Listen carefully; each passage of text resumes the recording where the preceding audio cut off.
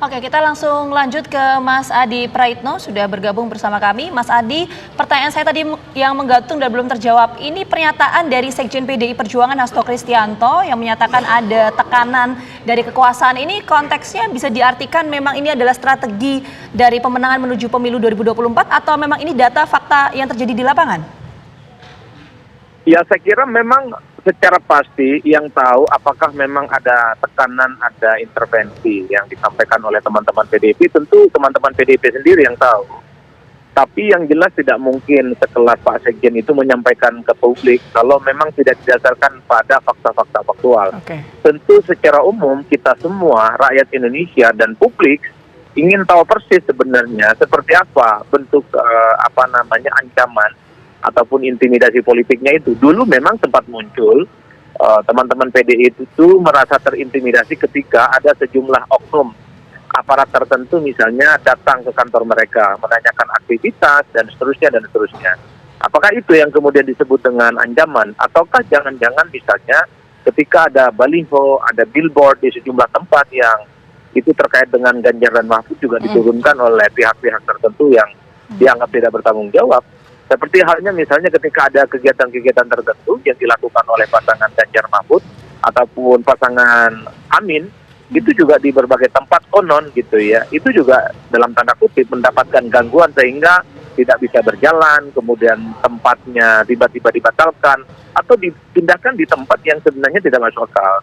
Ini yang saya kira memang sedang ditunggu betul oleh publik karena kepentingannya adalah siapapun nanti yang menang di Pilpres 2024 adalah mereka yang sebenarnya mendapatkan respon dan aplaus yang cukup luar biasa bahwa presiden terpilih kita itu, wakil presiden terpilih kita itu adalah melalui proses-proses yang ajak, demokratis dan beradab tentu saja. Dan pastinya kita semua tidak mau siapapun nanti yang menang jadi presiden atau wakil presiden, tapi terus-menerus dibully, terus-menerus kemudian dapat olok-olok.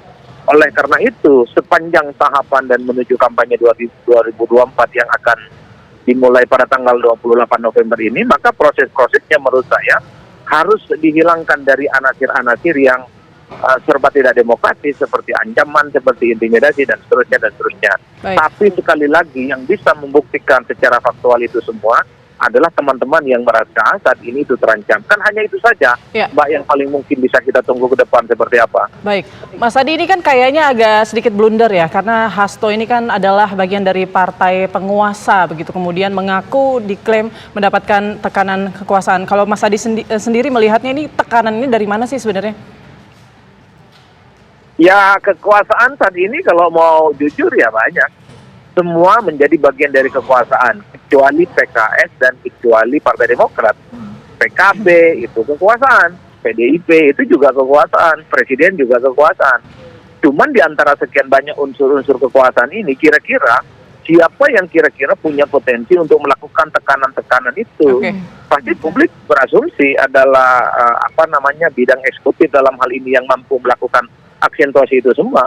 Oleh karena itu, ketimbang memang saling tuding siapa yang melakukan tekanan dan ancaman itu, sebaiknya memang pihak-pihak yang merasa terancam dan dirugikan, sampaikan kepada publik apa indikasi, apa parameter yang disebut dengan ancaman itu. Karena terus terang saja, orang awam seperti kita yang melihat dari jauh tidak tahu apa yang disebut dengan ancaman itu. Mungkin ada, tapi kalau tidak ditunjukkan buktinya, ya pastinya akan menjadi sesuatu yang akan menggantung dan terus menjadi pertanyaan penting. Artinya pembuktian dari pernyataan Sekjen PDIP itu harus dibuktikan ya Mas Adi ya. Saya mau ke Gus Jazil kalau gitu. Gus Jazil, ini kan sempat disampaikan juga ya oleh Sekjen PDI Perjuangan Mas Hasto bahwa PDI Perjuangan ini tengah menjalin komunikasi dengan tim Amin. Nah tadi kan Gus Jazil mengatakan ini belum dapat datanya nih. Tapi kan kita tahu realita politik hari ini Gus Jazil ada pertemuan antara Pak Yusuf Kalla dengan Ganjar Pranowo. Apakah itu merupakan bagian dari komunikasi itu atau seperti apa, Gus Jazil? Saya tidak tahu persisnya apakah itu berbicara soal kecurangan atau hal yang lain. Namun yang jelas ini hanya perasaan saja. Kira-kira pasangan Amin dengan pasangan Pak Ganjar itu merasa satu nasib, kira-kira begitu. Karena memang hari ini menghadapi kekuasaan yang kuat. Tapi sekali lagi ini bukan dengan nada yang curiga, tapi nada untuk waspada dan hati-hati. Seperti saya sampaikan tadi, supaya kejadian dari Orde Baru tidak kembali lagi. Baik. Saya cukup meyakini sih, karena di situ ada Pak Fahri Hamzah yang akan kira-kira menghalau jika ada kecurangan-kecurangan itu. Tapi kan saya tidak tahu persis seberapa kuat misalkan Pak Fahri Hamzah yang ada di dalam itu nanti mampu mengendalikan atau menghapus kecurangan. Sebab begini Pak, kan nggak mungkin membersihkan sesuatu dengan sapu yang kotor gitu. Pak Fahri ini sapu yang bersih, sekarang campur di sapu yang kotor.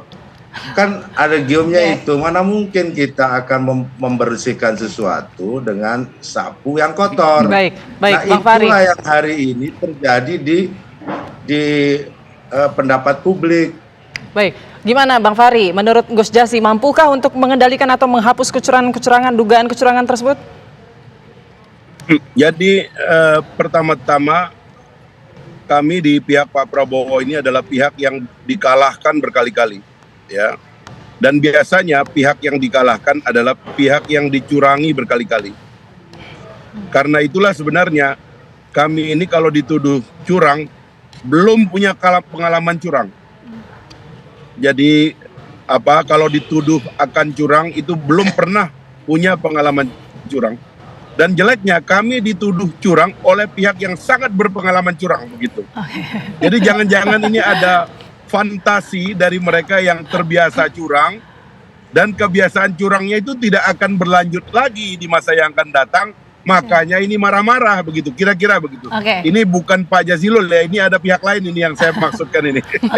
Bang Fahri, tapi kalau tadi ini menarik pernyataan. Jadi gini, makanya sebenarnya kalau menurut saya serahkan kepada sistem, karena Pak Jokowi sekarang ini adalah bukan lagi incumbent. Jangan kita mendramatisir kelakuan kepada kita. Saya kemarin Pak, ada seminar di satu tempat, tadinya diselenggarakan di dalam kampus, tiba-tiba pindah keluar kampus. Padahal kampus itu adalah kampus, saya ini kan kader Muhammadiyah. Saya dengar itu kampus Muhammadiyah itu katanya tidak berkenan, karena saya mendukung Pak Prabowo dalam hal ini. Akhirnya acaranya dipindahkan ke keluar kampus. Loh saya nggak teriak-teriak, ngapain? Saya bilang itu mungkin masalah teknis pada orang-orang tertentu, silakan aja. Saya nggak akan melo-melo bilang wah ini begini, enggak akan. Kita lihat ke depan, kita bersatu sekarang, kita gabung kekuatan besar ini, mengkonsolidasi bangsa untuk bersatu, rekonsiliasi, kita kerjakan yang kita mau kerjakan. Jangan lagi mau didikte oleh orang lain.